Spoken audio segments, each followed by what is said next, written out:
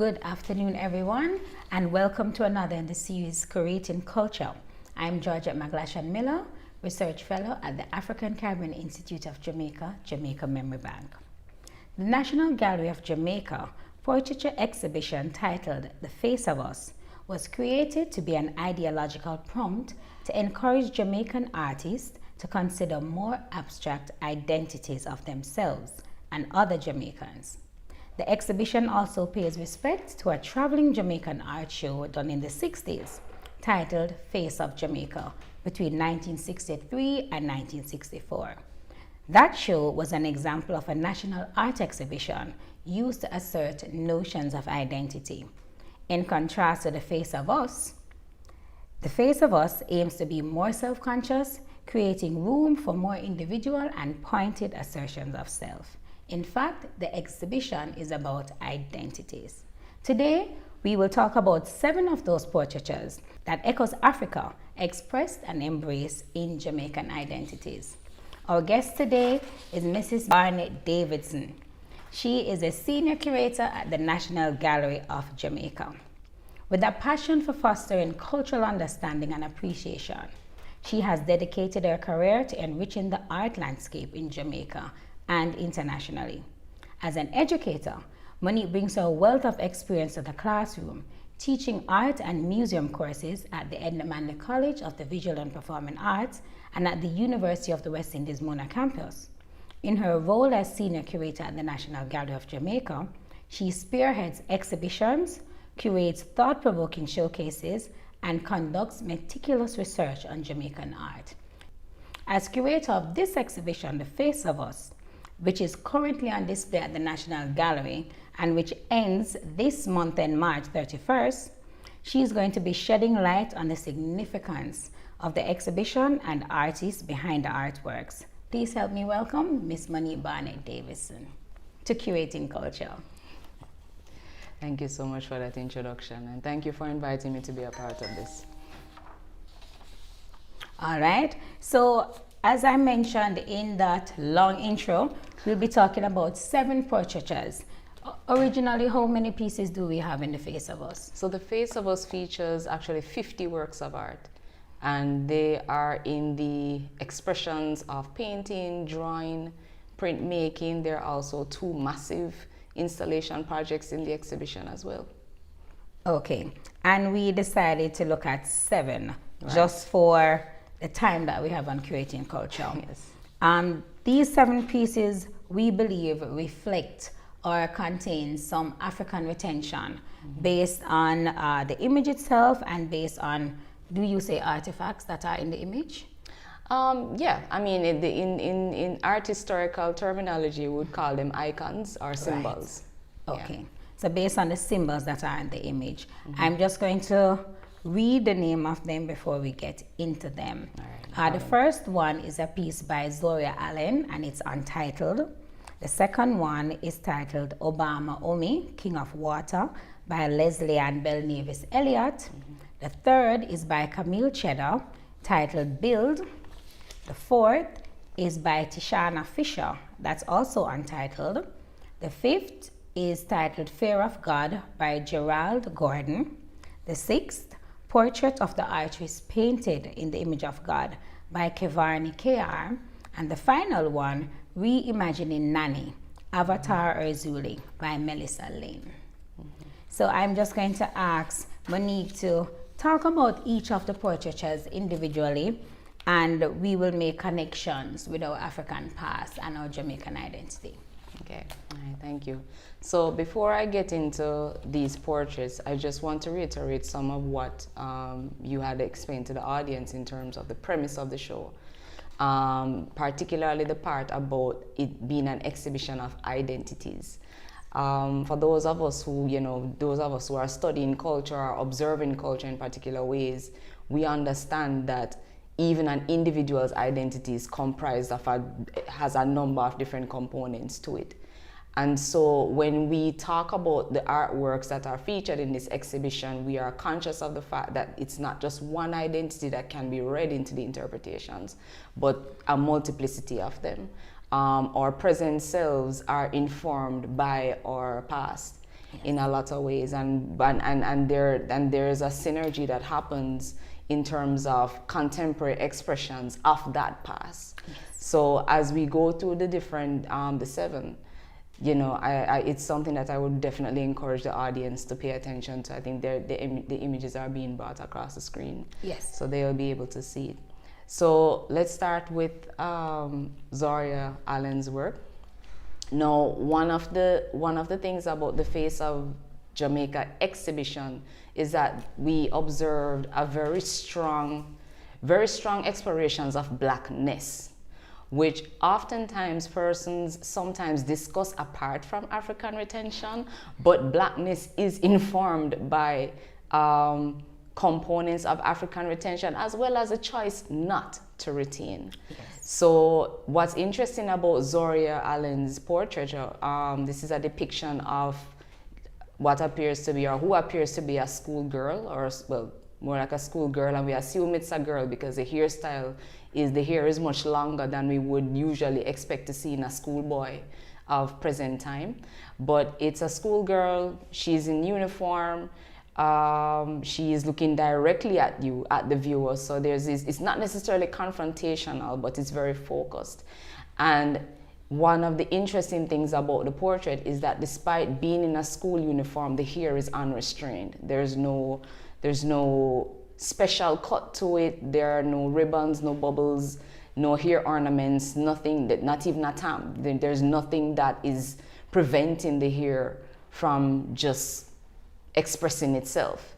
And when you think about a portrait like this, in light of some of the controversies we see in the media with schools and parents and boards having debates or discourses around dress codes and things like that. And for many generations of Jamaicans will remember that a hairstyle as depicted in this painting was not allowed in schools at all, especially for girls. Well, actually for girls and boys. You couldn't wear your hair out. Boys had to cut their hair. Girls had to either cornrow it, ponytail it, or do something with it. Ribbons and clips. Exactly. So it's there's a very bold statement being made by this portrait. Not only from the fact that the sitter is wearing the hair in the way that they're wearing it, but that the sitter is looking at you. So they're not shying away from their expression. They're not shying away from their presentation to you. They're inviting you or challenging you to engage with it directly. Yeah, and we see this 2022 February, when we celebrate Jamaica Day in schools. St. Catherine High School had an Afro Day, and even this February 2024, Excelsior had an Afro Day. And of course, as you say, it's the girls that are wearing the Afro. And I mean, just by virtue of the name Afro, you see the African retention there. Right. And it is always a point of contention for those who try to embrace this African identity. And the argument is, but other people of other ethnicities and other races wear their hair unrestrained without coming under pressure. Without coming under pressure. So we see that, I was thinking to myself that art, even though visual art, does support our intangible culture, because it's these ideologies and it's these stories that we have to, that art bring to life in a real way. And it's, the idea of the intangible, just for the benefit of the audience, when we speak of the intangible, oftentimes we're referring to the abstract. We're referring to those things that we cannot necessarily hold with our hands and touch physically. So it's things like ideas, beliefs. You express a belief. You don't necessarily see a belief or pick up a belief, but you see these expressions in body language, in spoken word, in a variety of ways. And in the case of portraiture, you see it in the likeness of people. Right. Another thing to talk about with Zorhia Allen's Untitled piece is the double consciousness, the struggle between, what identity am I going to wear? Am I going to stick to my African roots, or am I going to express what colonialism has defined me as placed on me. So in that way, I look at the art as being a political statement. I know we like to talk about resistance in culture. So it's a kind of resistant painting, but even coming from the youth. Yeah, and you see it depicted again. When we talk about symbols in artwork, the uniform is a symbol. It's a military symbol, and it is a vestige of our colonial past. I mean, we see it now with all of the public schools. Almost every public school in Jamaica wears a uniform. And I mean, I'd like to think that Jamaica has done wonderful and interesting things with our uniforms. We have some really attractive uniforms, but nonetheless, it's a strategy of conformity, not just for the school population, but in a lot of ways, it's a way in which Jamaican youngsters and other youngsters in other post-colonial, especially British post-colonial societies it's a phase that they have to go through as a part of their socialization in these societies. If you go to a public school, you wear a uniform. So in a way, the hairstyle of the sitter in this painting is in contrast to the conformity that is being implied by the wearing of the uniform. It makes me think also of Homi Baba and his theory of mimicry. Yes. So we're wearing your uniform, but we're not totally conforming to what you're saying. Exactly. I'm not combing my hair. Yes. Yes, I just remembered that. Yeah, but this is a very good piece. This is a very good piece. I like this one. So the second one we'd like to talk about goes in a different direction, more along the lines of spirituality. Are we bringing up that one? Oba Omi, King of Water. Yes, that's by Leslie and Belnavis. Yes. So what can you share about this piece? So, one of the interesting things about working with large groups of artworks, especially in a group exhibition like this, is that sometimes it can be a little hard to keep up with every single interpretation and every single artist statement. But one of the things that really struck us about this work was the reference to mythology, or the reference to, well, not just mythology, and I should say specifically West African mythology, West Africa, spirituality. But the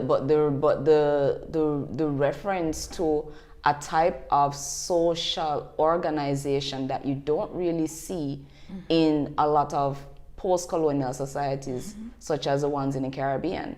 And so, for example, the Oba is another way of saying chief.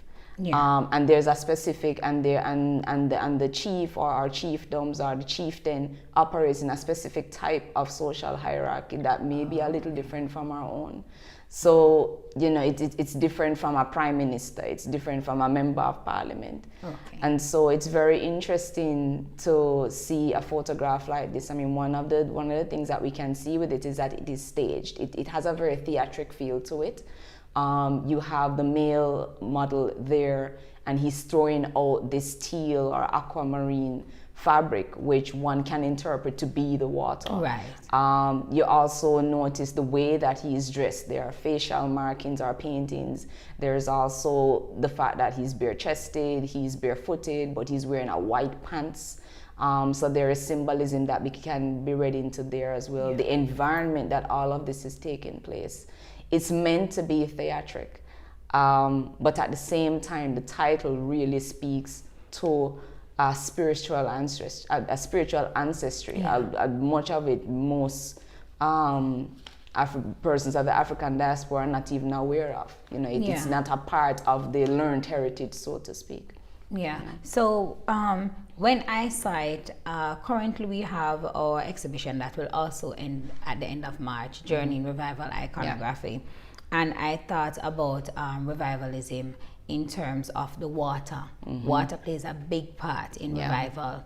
And when I looked up for information about Oba Omi, King of the Water, I saw other names like Olukin and King of the Oceans. I also heard some songs that were singing in tribute, but I saw a prayer that they were praying to this Oba Omi, Olukin, for prosperity and for health. And I noticed the artist, Leslie and Belnavis, spoke about water therapy Yes. in the art, and her trying to depict this water therapy. So when it reminded me of the basin in revivalism that has the coins in it, that it's in honor of the water deity Miriam. Yes. And it's the same kind of ethos about prosperity and water as healing and water as a medium for communication. You could see the Yoruba and African thing, and revivalism being a very Afro retentive spirituality in Jamaica now. Yeah. So I could see those connections. And there. I was going to, as you were describing revivalism, I was going to not just Afro-retentive, but contemporary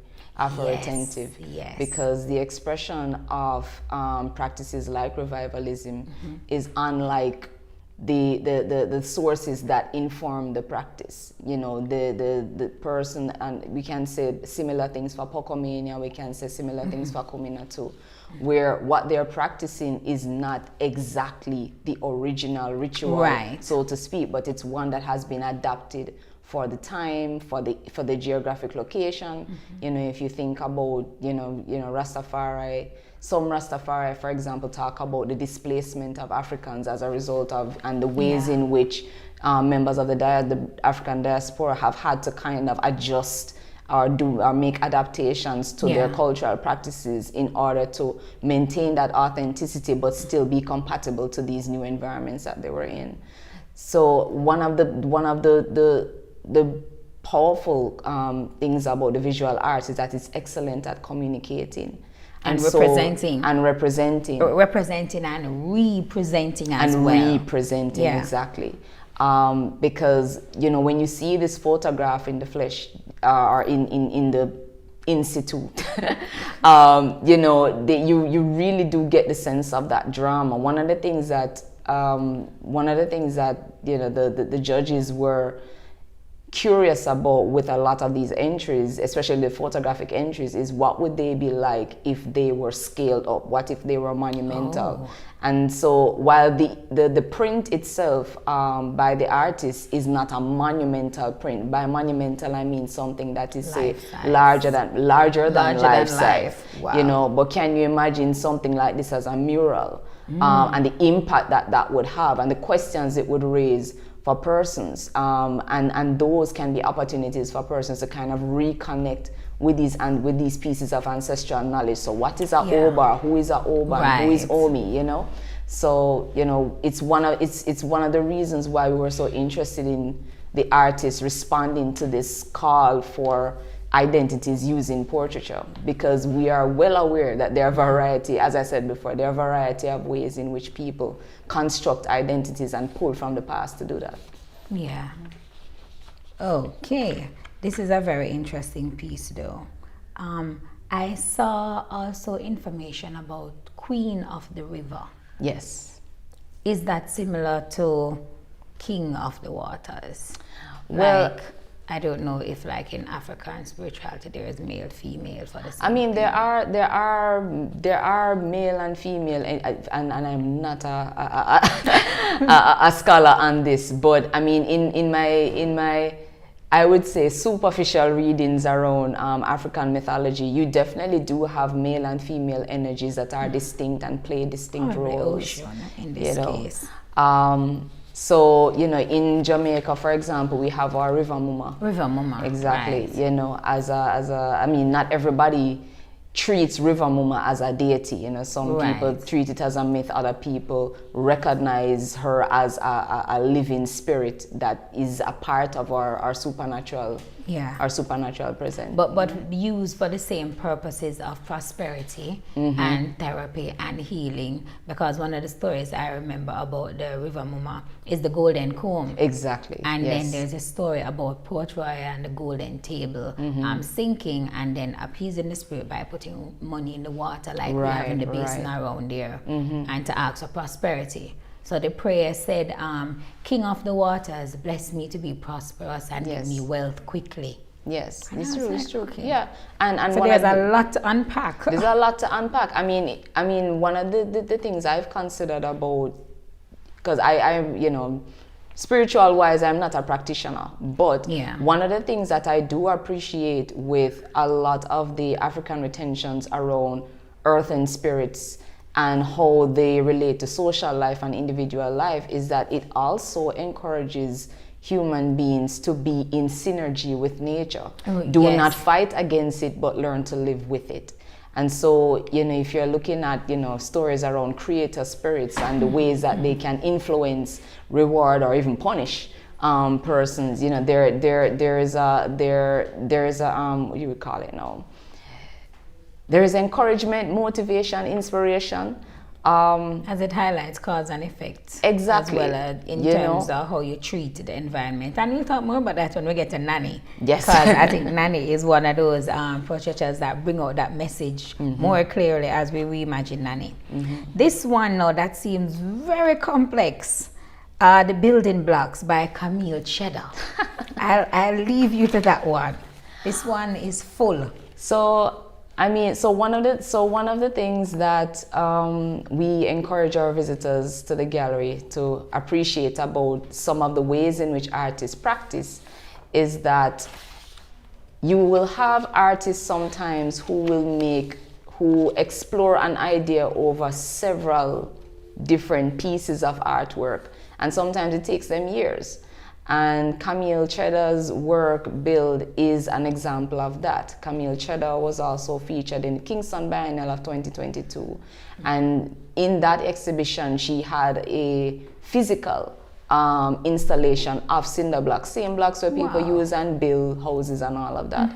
But what she did in that show was to juxtapose the physical blocks with these images of Rose Hall, and the golf courses and places that were originally plantation estates that have now been converted into these resorts and these areas of pleasure and tourism and all of that.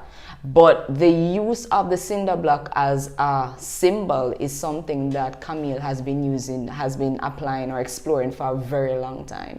Wow. One of the original applications of it was when she was looking at dancehall culture and the way in which blocks were utilized for some of these dances, where you would have the women dancing and putting the blocks on their bodies and all of the acrobatics, right? And that if my mind serves me correctly, was one of the first times that Camille was inspired to kind of look at the block closely, not just as a building material, but as a symbol of something a little bit more primordial than that. She started to look at the blocks as and I'm trying to, so I hope she don't hate me if she's watching this. But she uses it as a very, that's the word, problematic symbol. It is one that's associated with building and progress and advancement, but it is also one that she has connected to colonialism and narratives of colonialism, especially in images like this one, where you don't see the blocks organized in a way. They seem kind of thrown down, almost hinting that something is either unfinished or has been broken down or is to be built, but it's unused. But within the holes of the blocks, she puts these little scenes in there, scenes that in a lot of ways can be interpreted as vestiges of colonialism, and how that past informs the way we build, and not just build our societies, but build our individual selves. And I also thought about, since the scenes are inside the blocks, I thought about the ways in which we use pieces of that colonial past in an almost unwilling but compulsory way to help to build our lives, because very rarely we have any structure without using blocks in Jamaica. That is our go-to material and resource. But it's not at the foundation. It's not at the foundation of the house that we usually put it, so to speak, but the majority, well, the blocks do go at the foundation, Some of it goes in the foundation, but the majority of it you see above ground. Yes. So I'm like, what is she saying? You mean we're still building on these things that hurt us? We're still celebrating these things that we want to detach ourselves from? Or it's still very much a part of our existence? Or another way to see it too is it that we're using the things to build? Are we using the things that hurt us to build? and what are the problematics attached to that. You know, I remember one black writer talk about, you know, you can't use the master's tools to take down the master's house. You know, how is it that we're really, are we continuing the hurt to ourselves by relying on these methods, or have we truly repurposed it? Have we? You know, just as so, you know, if, for example, you know, we mentioned Rose Hall, one of the scenes in the blocks is Rose Hall. Yes. Rose Hall was a place of great African oppression. Yes. But now it's become this entertainment center where everybody wants to go there and see Annie Paul Duppy and all, you know, Annie Palmer's ghosts and all of that. You know, please forgive me for that previous name, but you know, it's become this place now where is it that the only legacy that space now has is one of our colonial memory, and how should we really be treating that colonial memory, and how much is it kind of killing our own appreciation of our African past? Because so often whenever, you know, there are certain depictions in the gallery, for example, in the image of Oba earlier where he was bare-chested and barefooted, I know a lot of visitors who immediately look at that and say, oh, he's a slave. So for a lot of contemporary Jamaicans, that presentation of an African or somebody of dark skin must be a slave in some way, shape, or form. You know, so it raises a question of, you know, the aim is to repurpose a lot of these colonial components to build post-colonial society, but have we truly repurposed it? You know? And also in the way that we still teach about these things. For example, Christopher Columbus, the great conqueror, and not necessarily the great thief, you know, or the great pirate. And when we talk about Pirates of the Caribbean, it is not Christopher Columbus and the great El Dorado ship that you see. You know, it's people of color that are pirates. Exactly. So in a lot of ways, we see this type of past still with us, and you wonder if it's a past or a past present, or how long are we going to take it with us to continue to build what we say is our own or new identity. You know. All right, so let's move on to the next one by Tishana Fisher, and this is an untitled piece. And by the way, today is Tishana's birthday, born March the 7th. Shout out to Tishana.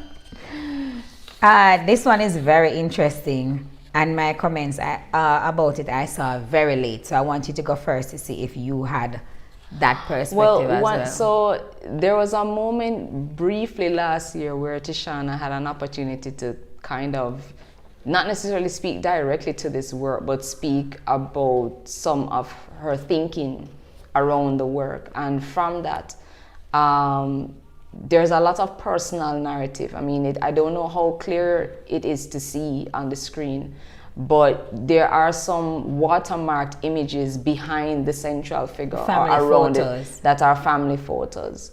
And one of the things that struck me about her statement, or one of the thoughts that I had as I considered her statements about those family memories and narratives, and how useful or not useful they have been to her understanding her Black self now. I feel like it's an experience that a lot of persons can in fact relate to. Definitely. I think there are a lot of young people now who are becoming more curious, and by that curiosity or inquisitiveness are getting opportunities to become more aware of colonial vestiges, so to speak, and are now raising questions about even their personal upbringing, and how that might have prevented them from a kind of self-actualization that included their ethnic identities as not just a piece, not just a note about, okay, this is what you're mixed with, or this is what your genetics was informed by, but rather what does it mean to be black in the society? What does it mean to be a dark-skinned boy? What does it mean to be a dark-skinned girl? What did it mean to my parents? Did they have the same experiences as me? So that was those are some of the things that I thought about when I saw this work. The fact that, because in the image, it's actually a self-portrait, so you're actually looking at the artist herself.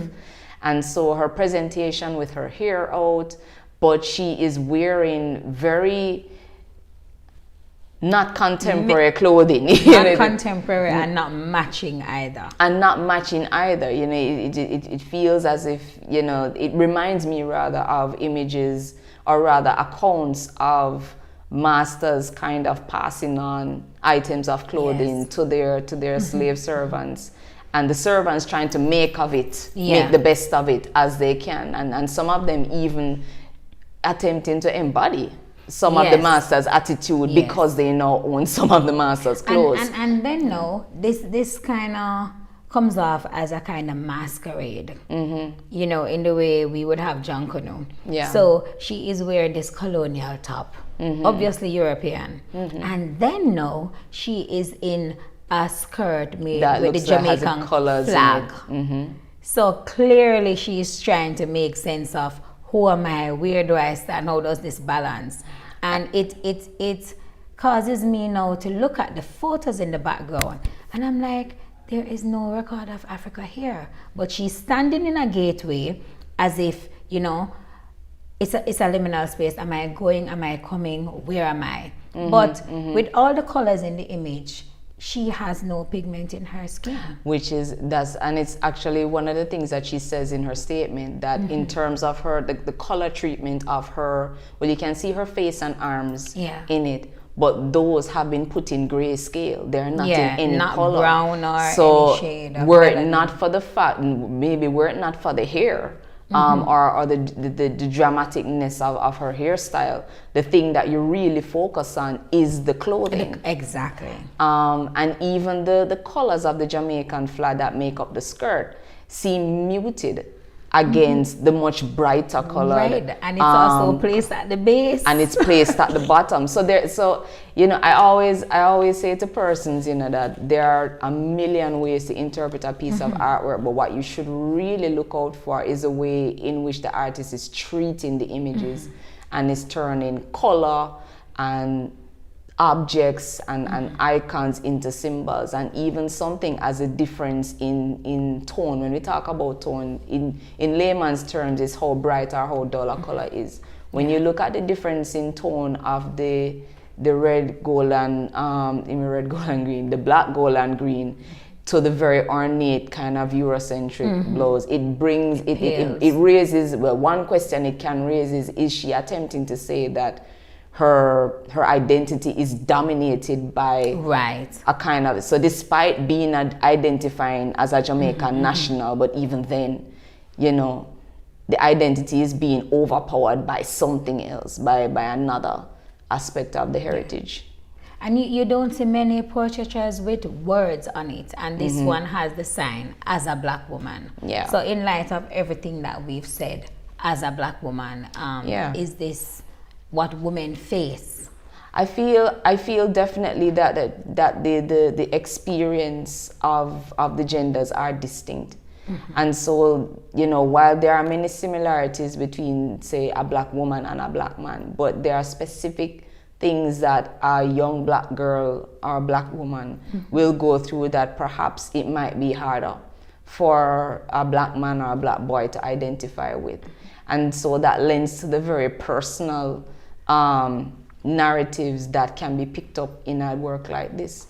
This is a work about her, about the artist, and she's kind of using herself to represent a generation, to represent a set of contemporary thoughts about not just being black, but also being female. And she looks very youthful too, because at her age, so I mean at the intersection of what young womanhood and late teenage, you could interpret it several ways. and the identity that you're going to go along with. Yeah. Am I going to stick with a colonial past, come into my Jamaicanness, be more Afrocentric? Or am I going to stay in that gray area? Exactly. As she has grayed Which is herself. right between a gateway, because that arch looks like a gateway, like she's on the fence. Yeah, yeah. If we could say that, with a whole heap of decisions to make. And the arch is a very powerful, a very powerful image in visual arts generally. I mean, oftentimes, as you rightly said, the arch is a gateway, but architecturally, there's an association with churches and basilicas and all of that. So there could also be, it's a religious reference. Or we can interpret it as a religious reference too, especially with all of the kind of ornations that are happening along the edge of that arch. Yeah. And you know, now that you said that, the family photos in the background does look like the kind of stained glasses in churches with that same kind of arch over it. So we could go further to say, okay, the artist has essentially set up herself as an icon, but an icon of what? Of what? Because when you look at these stained glass, for example, in Catholic and Anglican churches, mainly you will see them. The icons are of Jesus and Mary. So maybe this is a black saints. Madonna you're saying? We need Tishana in here. That is very interesting. Until you explained the arch, I did not see that. But these are the things that build our identity as Jamaicans. Yeah. And again, because we have the revival exhibition, in the way that revivalism is an Afro-Christian spirituality, a lot of the icons and because it's iconography that revival use, it's from the Catholic Church. So the multiplicity of candles, lots of candles, that is something you will see in Catholic churches as well. So this may very well be a comment on Christianity, religion, Catholicism. Could be too. You know, I really appreciate Tishana kind of making herself an icon. Vulnerable. And it's a significant amount of vulnerability. It's a very brave work. It's a very brave piece for me. And I didn't want to get into too much of my personal opinion about it, but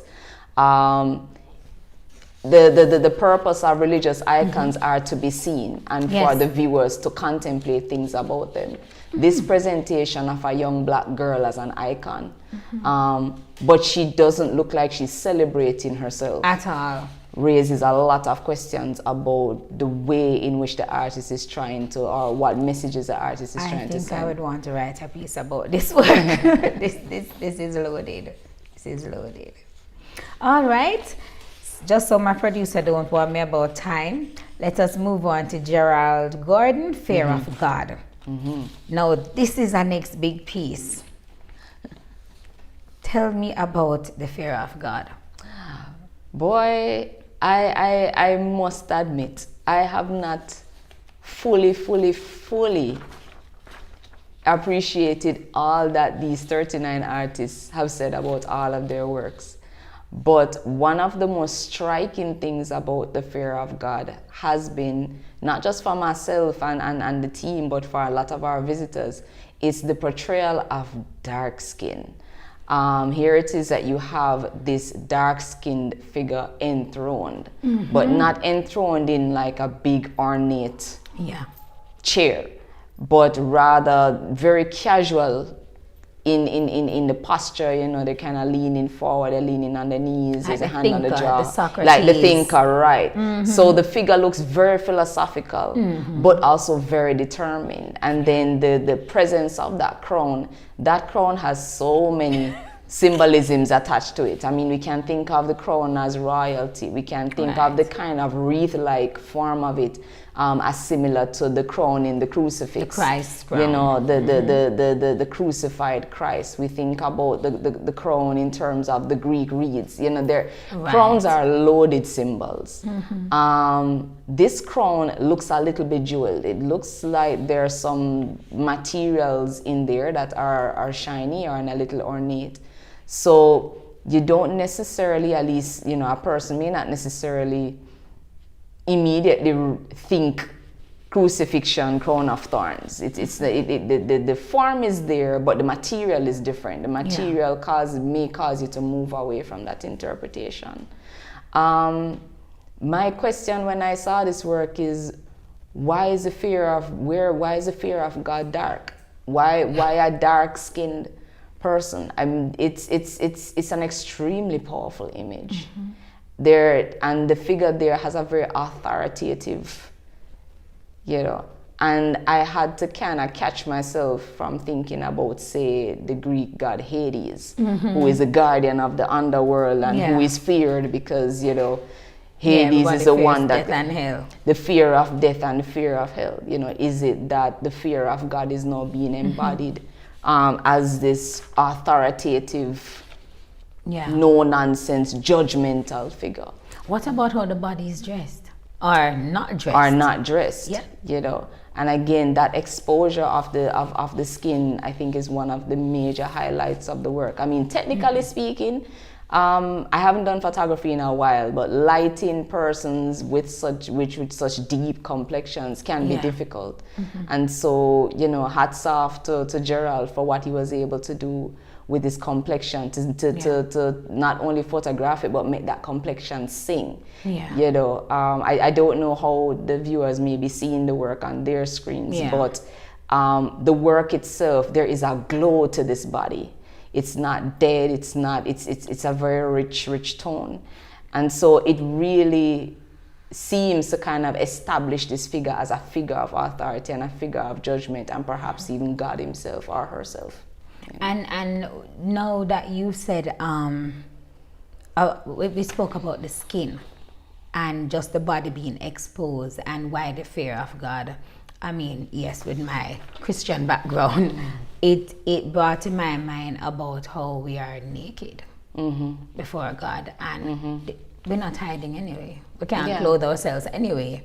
So the fear of God, you would say, it's been embodied like this, but also expressed like this. That before God, whoever you are calling God, you are really naked. And what is this fear? Exposed. Because fear can be... what is the fear? And if you're fearing, why are you naked?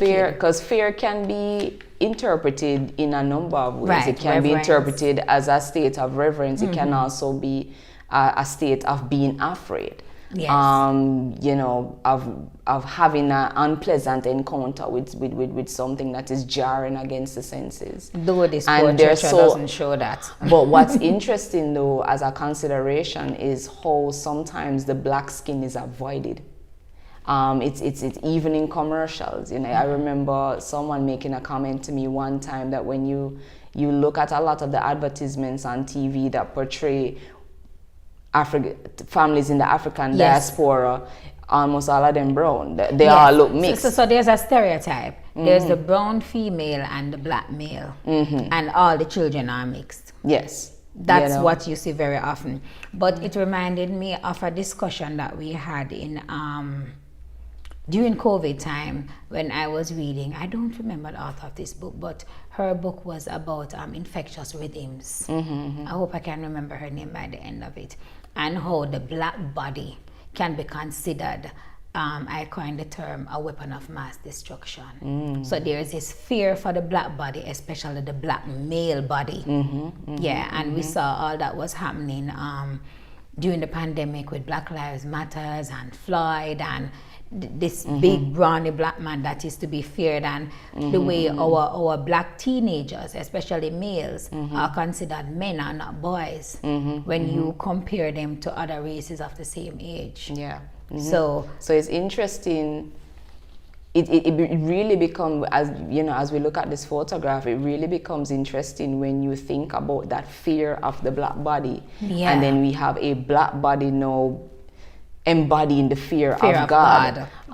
Is it I mean, I can't speak to the religious or spiritual persuasions of Gerald, but it does raise the question of, is it that the artist is utilizing this fear of the black body as a way to speak about something else. Yes, you are fearing the black body, but remember, in the Bible it talks about man was made in the image of God and all of that.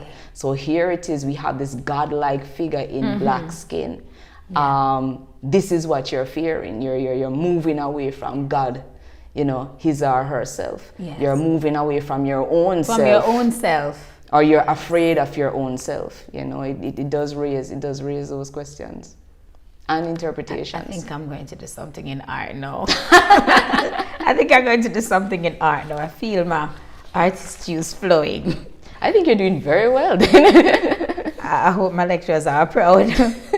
So our next portraiture is by Kevarney K.R. And this one literally says, "Portrait of the artist painted in the image of God." Very similar in look to what Gerald A. Gordon did with his fear of God. No, the artist is now personifying God. And again, it is a figure of deep, dark skin, probably more significantly is the boldness of that head. It's a large head. And also the boldness of the eyes as well. And in you can see where those aesthetic conventions have very deep symbolic meaning in works of African art. Yes. When representing kings or chiefs or even deities themselves. Right. Yeah, because we have a couple pieces in the ACIJ where the heads are very large. Yeah. And where, from my reading or studies, in cultural studies, I know that Africans, they consider the head the seat of the consciousness, and it shows power and authority. So usually the deities have a big head. Yes. But in this piece, I can't tell if it's male or female. Well, the artist is male. And so, for myself, when I look at the portrait, I think of the artist. Okay. This work is interpreted as a self-portrait. Okay. But when artists put themselves in work, especially in works of portraiture, again, there are lots of messages and lots of different communications that happen with that. But one must ask themselves, why has the artist chosen themselves to embody a particular message? Is the artist being arrogant about his or herself? We saw with the Tishana Fisher. Yeah. She has herself represented in there, but in a different kind of attitude. Here, the face or the head takes up the almost all of the composition. All of it. The bright yellow in the back, so the yellow itself could also be a symbol, because again, looking at religious art, religious Western art from periods like the Byzantine era with the halos and the gold leaf. So you have the figure, and then there's all of the shining illumination behind them. So he's doing it appears that he's doing a similar thing here. Yeah. But the contrast of this yellow with this emboldens the colors that have been used for this face. Yeah. And I also take note of the hairstyle as well, because while the figure is not wearing the object of a crown, but the hair seems to be styled like a crown. But something that's adorned in the head, a head, maybe not necessarily a crown, but a headdresser, right? And again, pulling from biblical references of, for example, Samson, whose strength came from his hair, something that has been embodied by Rastafari with the growing of the locks, and the locks being a sacrament. So there are a number of visual cues in this portrait that speaks to divinity, and that artist now presenting himself as an object of divinity. So our final piece that we have now is reimagining Nanny, Avatar Ursuli. And I love this one.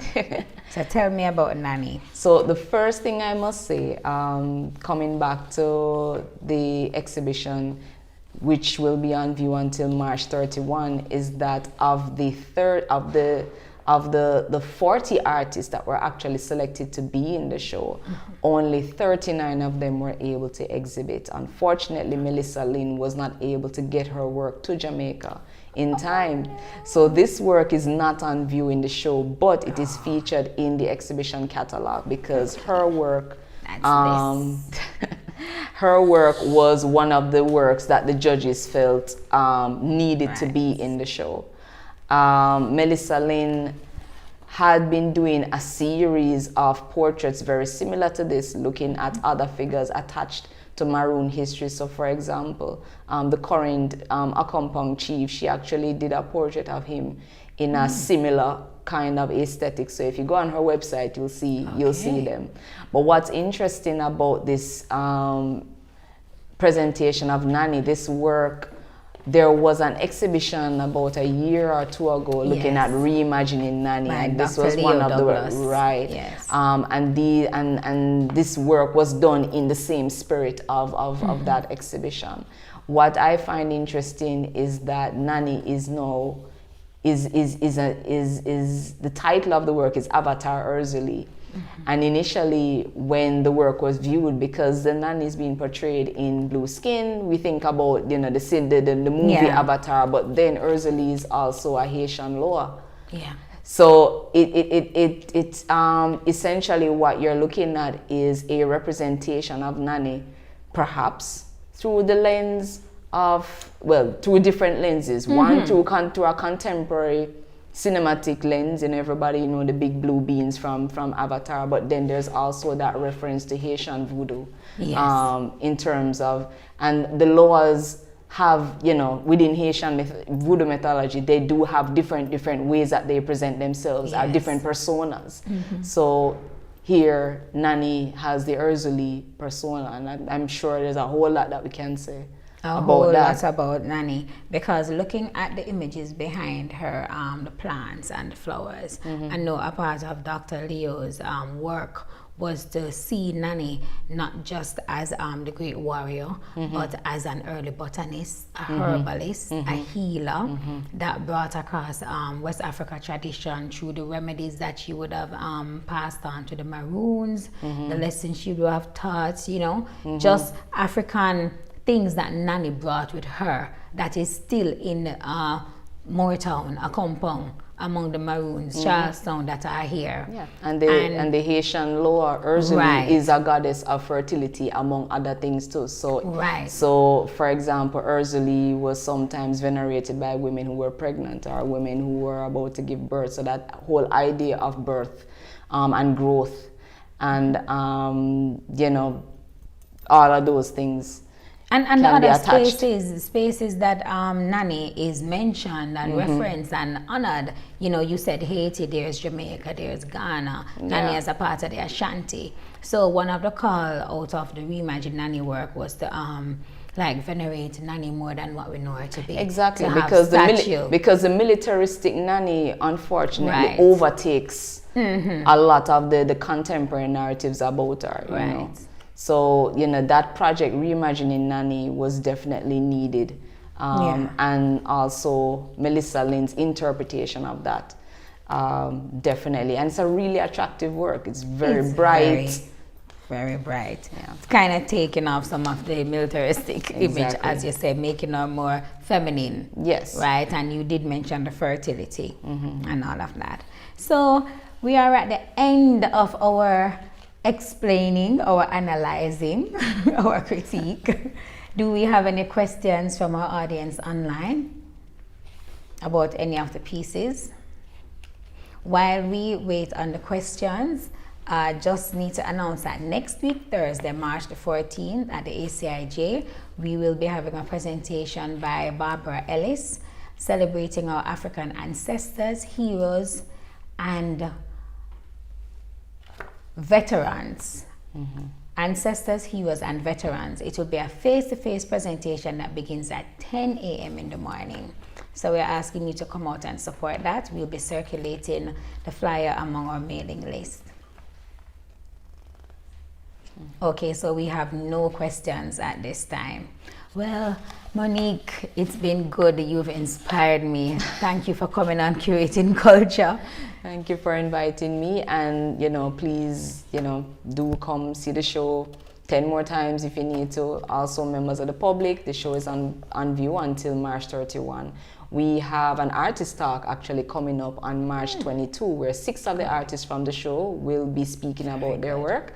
They'll be interviewed by Renee Kitson, so you can look out for that. Okay. I saw the exhibition already, but I need to go back again. I was asking you about that room, that installation. Who did the installation with the dance hall? So that artist is Maurice Hibbert. Maurice Hibbert, and the concept behind his installation. So the installation is an audiovisual one. There are 3 large projected images, and there's an arrangement of objects in the middle of the room. There's a night table with the clocks and the marina. Don't give it all away, guys. You need to come and see it. You need to come and see it. So until I'm getting a word from my producer, any of these works featured will be at the talk. Okay. Yes. So will any of these works featured be at the talk? Well, so I will be doing a guided tour of the whole exhibition at about 11:30. So persons will have an opportunity to come and hear me talk about the works that you just featured, as well as the other works. And the talk itself will be taking place in the same space. Oh, and Jamaicans are always concerned. Is there a cost? It's free to the public. Okay, so you said that 6 artists would be present. 6 are of the any artists. Of those artists among any of the 7 that we just featured? So Gerald A. Gordon will be there. Camille Chedda will be there. Nice. So 2 of the artists that we feature will be there. So you can come with your questions. It's a family-friendly environment. Downtown is safe. And how late? What are the hours? So the guided tour will happen at 11:30. The artist talk will begin at 1:30, and we'll just go on about an hour with a Q&A session. So basically say 10 to 4. Yeah. 10 to 4 is a good time. So until next time, see you for Curating Culture, where we curate to educate.